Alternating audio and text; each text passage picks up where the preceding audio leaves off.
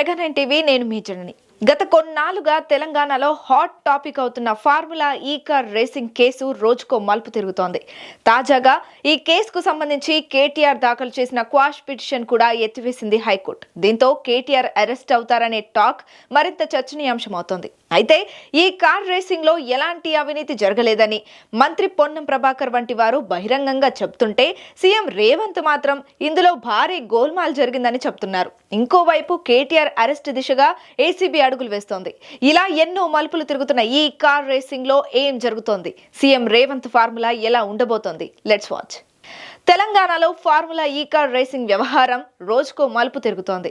గత ప్రభుత్వం నిర్వహించిన ఫార్ములా ఈ కార్ రేసింగ్ లో ప్రభుత్వ ఖజానా నుంచి 55 కోట్లు దారి మళ్లాయని, దాదాపు 600 కోట్లకు గోల్మాల్ జరిగిందని ప్రభుత్వ నేతలు ఆరోపిస్తూ వచ్చారు.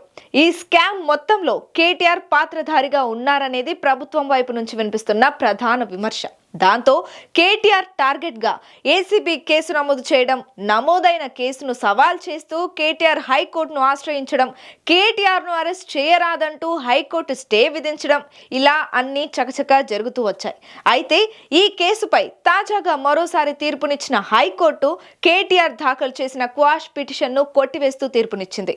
అంతేకాకుండా ఏసీబీ విచారణకు కేటీఆర్ సహకరించాలని ఆదేశించింది. దీంతో ఈ నెల 9న కేటీఆర్ ను మరోసారి విచారించనుంది ఏసీబీ. అదే రోజున ఆయన అరెస్ట్ అవుతారనే గుసగుసలు కూడా వినిపిస్తున్నాయి. అయితే ఈ కార్ రేసింగ్ లో ఎలాంటి అవినీతి జరగలేదని కేటీఆర్ ఆధారాలతో సహా బయట పెడుతున్న కేసు మాత్రం బలంగా ముందుకు సాగుతోంది. కేటీఆర్ చెప్పడం సంగతి అటుంచితే ప్రభుత్వంలోని మంత్రులు కూడా ఇందులో అవినీతి జరగలేదని చెప్తుండడమే కొత్త సందేహాలకు ఆద్యం పోస్తోంది. ఫార్ములా ఈ కార్ రేసింగ్ ఎలాంటి అవినీతి జరగలేదని మంత్రి పొన్నం ప్రభాకర్ ఇప్పటికే పలుమార్లు బహిరంగంగానే వ్యాఖ్యానించారు. మరికొంతమంది ప్రభుత్వ నేతలు కూడా అదే అభిప్రాయంతో ఉన్నారు.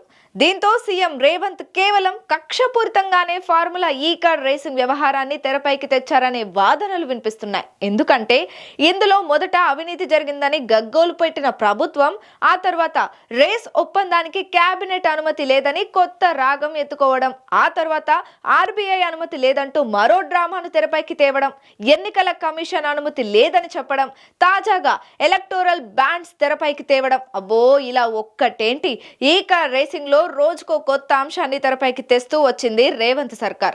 అయితే ఇందులో ఏది వాస్తవం ఏది అవాస్తవం అనే దానిపై మాత్రం ఎలాంటి క్లారిటీ లేదు. మరోవైపు ఏసీబీ విచారణ చేస్తున్నా అవినీతి జరిగిందని చెప్పడానికి స్పష్టమైన ఆధారాలు బయటకు రావడం లేదు. దీంతో కేటీఆర్ టార్గెట్ గానే రేవంత్ ఫార్ములా పనిచేస్తోందని ప్రతిపక్షాలు ఆరోపిస్తున్నాయి. ఇకపోతే ఈ కార్ రేసింగ్ లో కేటీఆర్ ను విచారణకు ఆదేశిస్తూ ఏసీబీ నోటీసులు జారీ చేసిన సంగతి తెలిసిందే. మొన్నటి వరకు ఈ కేసు వ్యవహారం హైకోర్టులో ఉండడంతో కేటీఆర్ అరెస్ట్ పై సస్పెన్స్ కొనసాగుతూ వచ్చింది. తాజాగా కేటీఆర్ పిటిషన్ ను హైకోర్టు కొట్టివేయడంతో ఇక నెక్స్ట్ జరిగే పరిణామాలు ఎలా ఉండబోతున్నాయనేది రాష్ట్ర రాజకీయాల్లో ప్రకంపనలు సృష్టిస్తోంది.